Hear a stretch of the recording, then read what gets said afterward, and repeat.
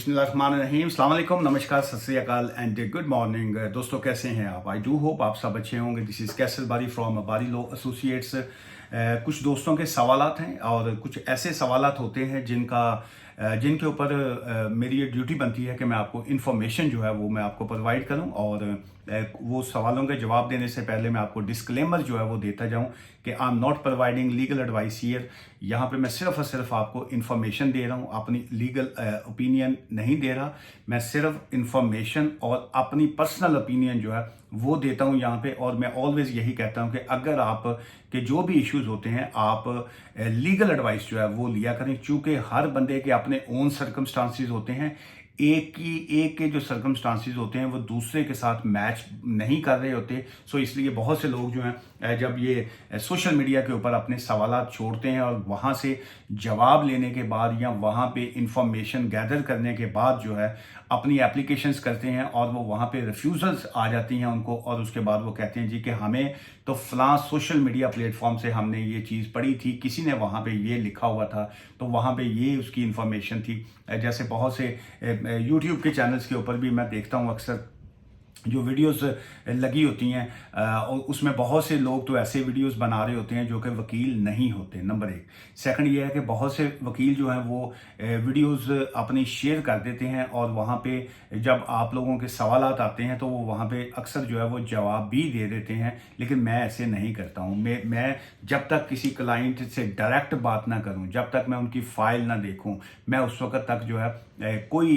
यहाँ पे रिप्लाई नहीं देता हूँ जी। सिर्फ और सिर्फ इन्फॉर्मेशन जो है वो यहाँ पे शेयर कर देता हूँ। और उसकी वजह ये होती है कि आप किसी बंदे की ना आपने नब्ज पकड़ी, ना आपने उसकी कोई मेडिकल रिपोर्ट्स देखी, तो आप उसको किस तरीके से जो है वो अपनी बीमारियों का उसकी हल बता सकते हैं कि जी कि इसका हल ये निकलेगा। सो इसलिए जैसे अभी ये किसी का सवाल था यहाँ पे, किसी मोहतरमा ने शायद लिखा हुआ था, उन्होंने कहा जी अस्सलाम वालेकुम भाई, क्या ये बता सकते हैं अगर बच्चा यूके में पैदा हो तो वो कितने अरसे में यहाँ का स्टे ले सकता है, और अगर बच्चे के पास कोई और नेशनैलिटी ना हो, क्वेश्चन मार्क, ये उनका सवाल था। और उसके नीचे कोई साहब थे, उन्होंने उनको दो तीन जो थे वो मशवरे वहाँ पे मेरी ही यूट्यूब वीडियो पे लिखे हुए थे, जिसको हमने आज रिमूव किया है। उसकी वजह यह है कि वो उन्होंने गलत एक तो वहाँ पे लिखी थी चीज़ें, नंबर एक। सेकंड ये है कि इस तरह के अब यही अगर सवाल का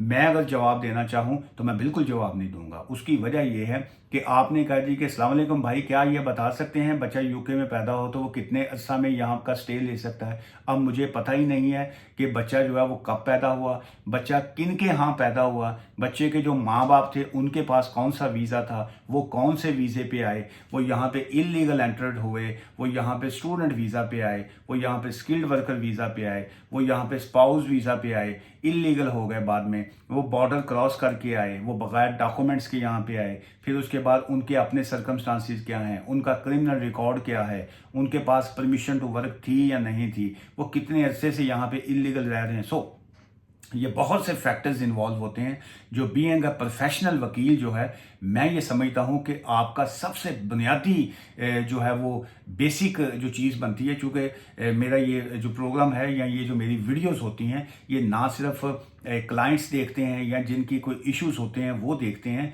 बल्कि बहुत से ऐसे लॉ के स्टूडेंट्स हैं जो वो भी इसको वीडियोस को देखते हैं। बहुत से ऐसे वकील हैं जो न्यू लॉयर्स हैं, जो नए वकील बने हैं या आगे फ्यूचर में वकील बनना चाहते हैं, वो भी वीडियोस को देखते हैं। सो इसलिए मेरा फोकस जो है वो आपके एक सवाल की तरफ या आपके उस सवाल का जवाब दे के आपका बिजनेस लेना नहीं होता। ये मेरा एक हॉबी है, यहाँ पे आपके साथ जो है अपने नॉलेज को शेयर करना। और उसमें मोस्टली जो है 30-40% जो है वो वकील, लॉयर्स, लॉ के स्टूडेंट्स जो हैं वो देखते हैं। और जब मुझे वो विज़िट करते हैं या मैं किसी तरफ यूनिवर्सिटीज़ में या बाकी तरफ मुझे वो बुलवाते हैं जो लेक्चर देने के लिए या जो मुख्तलिफ चीज़ों के ऊपर डिबेट के लिए, तो फिर वो मुझे बताते हैं कि जी हमने आपको फलां वीडियो आपकी देखी थी। और इसलिए जो है वो ये मैं जितने लोग देख रहे हैं मैं उनको यही बताऊंगा कि सबसे पहला वकील का काम ये होता है,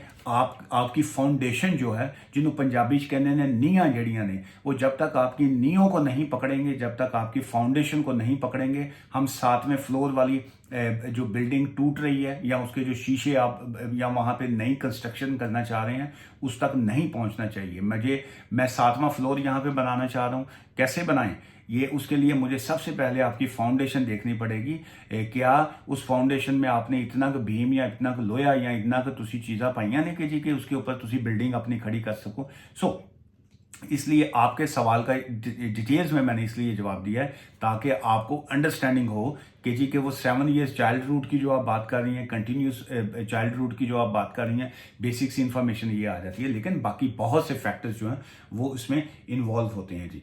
और उसके बाद ये एक और था, उन्होंने कहा जी कि sir good evening, did EU need 5 years to settle to the life in the UK test, please give me kind information.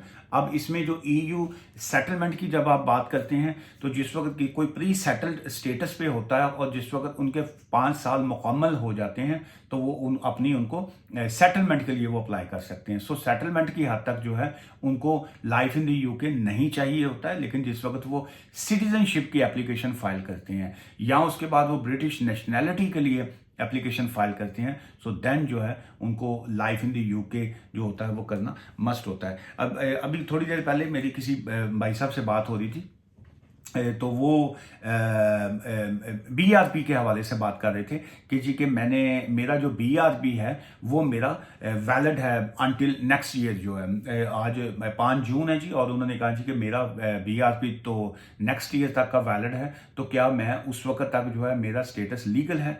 उनको मैंने ऑब्वियसली एक्सप्लेन किया, लेकिन मैंने सोचा कि ये बहुत से लोगों की यही कंसर्न्स होती है कि हमारे पास एक BRP कार्ड है, उस BRP कार्ड के ऊपर जो है वो फलां एक डेट लिखी हुई है, तो क्या हम उस वक्त तक हमारा स्टेटस लीगल है। ये आपकी डिपेंड करता है आपकी सिचुएशन के ऊपर। इसकी मैं एग्जांपल आपको इस तरीके से दूंगा। आप UK में आए, आपने UK का वीज़ा जो है वो ले लिया, आपने जो ही एप्लीकेशन फाइल की आपको वीज़ा ग्रांट हुआ, उसके बाद आपको BRP मिल गया, चाहे वो स्टूडेंट का वीज़ा है या चाहे वो स्किल्ड वर्कर वीज़ा है या वो आपका स्पाउस वीज़ा, जो भी आपका डिपेंडेंट वीज़ा, जो भी आपका वीज़ा है। लेकिन अब वो जो BRP मिला उसकी डेट आपको 2 ईयर्स बाद की मिल गई, 2.5 ईयर बाद की है, 1 ईयर बाद की है, 5 ईयर्स का आपका वीज़ा BRP है, 3 साल का आपका भी है, जो भी है। सिचुएशन अब उसमें चेंज क्या आया? सिचुएशन ये चेंज आया, यूनिवर्सिटी ने आपका वीज़ा कर्टेल कर दिया, होम ऑफिस को लिख दिया, होम ऑफिस ने आपका 60 डेज का नोटिस देते हुए आपका वीज़ा जो है उसको नोटिस दे दिया और कहा जी कि 60 डेज के बाद जो है आप आउट हैं। अब आपके पास क्या वो BRP जो अगले साल तक का है, आपका वीज़ा तब तक का वैलिड है? Not at all.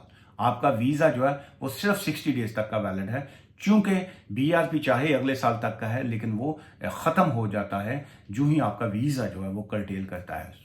सेकंड इसकी एग्जांपल, आप आए स्पाउस वीज़ा के ऊपर, आपको 2 ईयर्स 9 मंथ का जो है वो वीज़ा मिला, आपको 2 साल 9 महीने का जो है वो BRP कार्ड आपके पास है, लेकिन आपकी बुढ़ी ने आउंदे ही तुहानू कुटता है, कुसन मार के आपको घरों कटता। अब जो ही इस तरह की सिचुएशन आ गई, उन्होंने साथ ही होम ऑफिस को कहा मैरिज ब्रेकडाउन हो गई जी, मेरा तो मैं तो वस ही नहीं सकती, ऐ तो वो निकले ही नहीं जिन्होंने मैं वेखिया सी। मैंने अब इसके साथ नहीं रहना, मुझे इसका वीज़ा कर्टेल करना है। अब होम ऑफिस ने आपका वीज़ा जो है वो कर्टेल कर दिया, आपको 60 डेज का नोटिस दे दिया।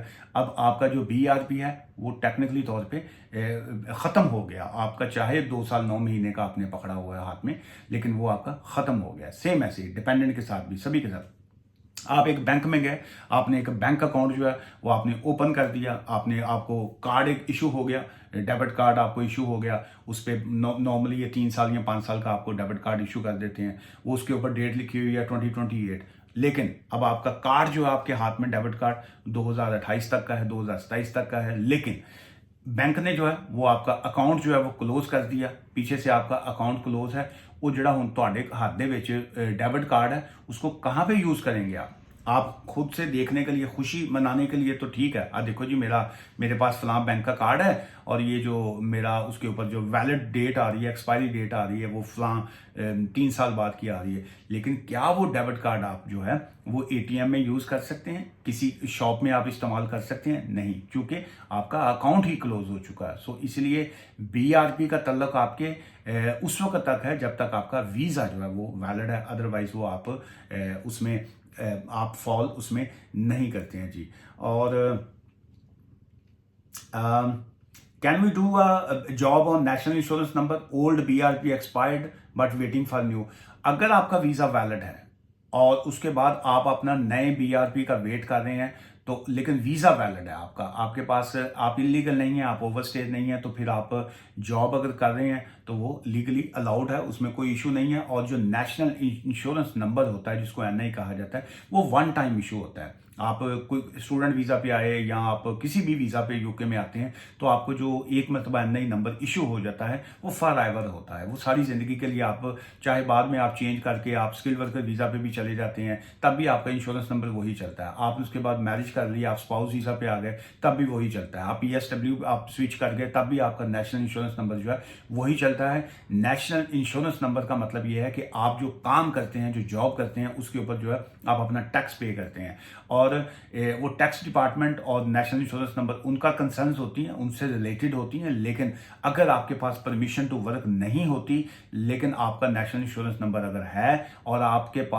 काम करते हुए पकड़े जाते हैं, तो वो इलीगल है, वो क्राइम है, वो इमिग्रेशन ऑफेंस है। सो इसलिए जहन में रखिए, नेशनल इंश्योरेंस नंबर उसी वक्त तक वैलिड है जब तक आपके पास परमिशन टू वर्क जो है वो वैलिड होती है जी। और मैं सर 2018 में ब्रिटिश हुआ था, लास्ट ईयर मेरी शादी हुई है इंडिया से, तो मैं स्पाउस को बुलवाने के लिए कितना शो करना पड़ेगा। आप जब भी आप नेशनल हुए हैं, आपका जब भी आपको पासपोर्ट मिला है, वो आपका अपना है जी, मुबारक हो आपको। लेकिन जिस दिन आप शादी करेंगे, अभी नए कानून के मुताबिक अगर आज 5 जून है, 5 जून के बाद अगर है, तो वो 29,000 पाउंड जो है वो उसका सैलरी थ्रेश होल्ड जो है वो उसमें वो आ जाएगा जी।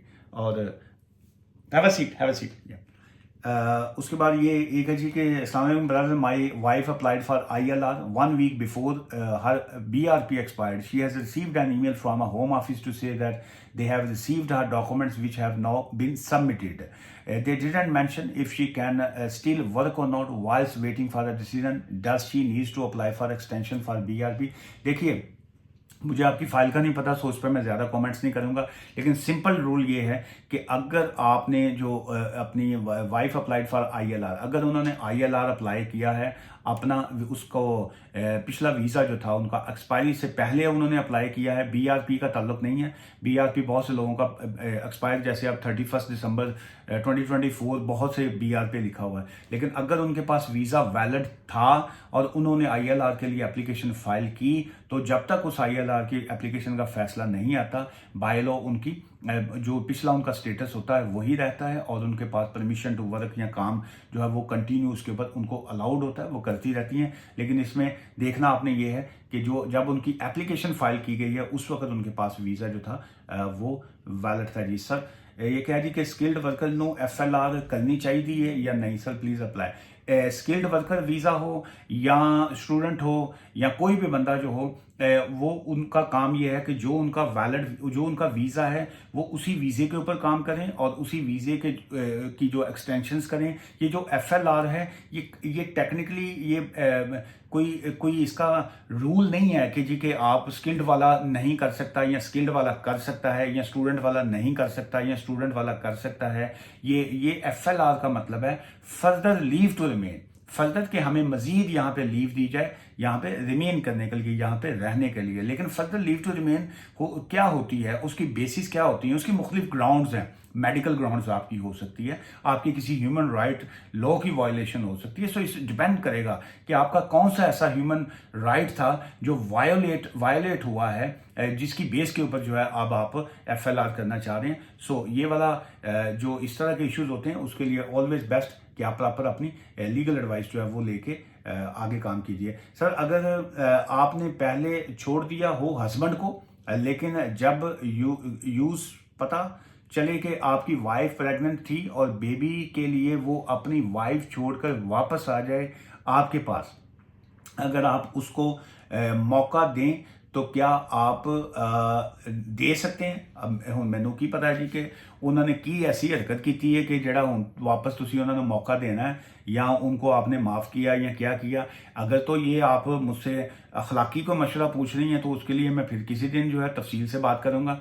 और लेकिन अगर आप मुझसे इमिग्रेशन के हवाले से पूछ रही हैं कि मेरे पास स्पाउस वीज़ा था, हस्बैंड ने छोड़ दिया, मैं प्रेग्नेंट हूँ और उसके बाद वापस वो चाह रहे हैं कि जी कि मैं करूँ जो है रिकनसाइल उनके साथ करूं, तो ये अब क्या आपका वीज़ा कर्टेल हो चुका है, क्या आपका वीज़ा कैंसिल हो गया, इस ऑल डिपेंड्स जो है आपकी सिचुएशन के ऊपर। कुछ और सवालात हैं तो मैं अभी बाहर, मेरे क्लाइंट्स भी आ चुके हैं जी, तो मैं बिजी होने लगा हूं, लेकिन मैं आपके बाकी कुछ 7-8 सवालात हैं, मैं कोशिश करूंगा अगर टाइम मिला तो आज इवनिंग टाइम पे मैं उनको ऐड करूंगा, अदरवाइज जो है कल बात करेंगे। दुआ में याद रखिएगा जी। Take care, bye for now.